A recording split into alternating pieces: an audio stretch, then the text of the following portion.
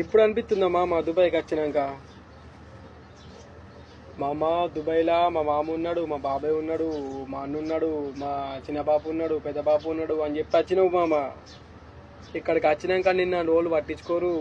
ఒక 2 నెలలు 3 నెలలు నీతో ఉంటారు. ఆ 2 నెలలు 3 నెలలు నీతో ఎందుకు ఉంటారు అంటే నీ దగ్గర ఐడి కార్డ్ వచ్చేదాకా, నీకు ఏటీఎం కార్డ్ వచ్చేదాకా, నీకు పని దొరకదాకా.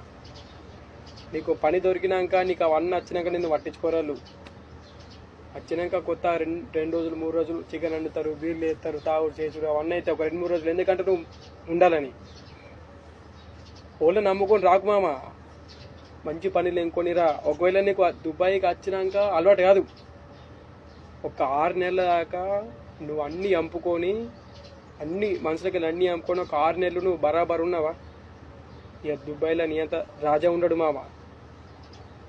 6 నెలలు అయినాక నీకు బరాబర్ అలవాటు అవుతుంది, బరాబర్ ఉంటావు.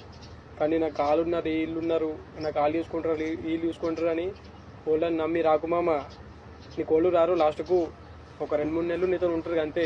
నువ్వు పని చేసుకుంటారు నీ నోరాళ్ళు. నీకు అర్థమవుతాయి మామ సెకండ్ అనేది. వాళ్ళని నమ్ముకొని రాకూరు దుబాయ్కి.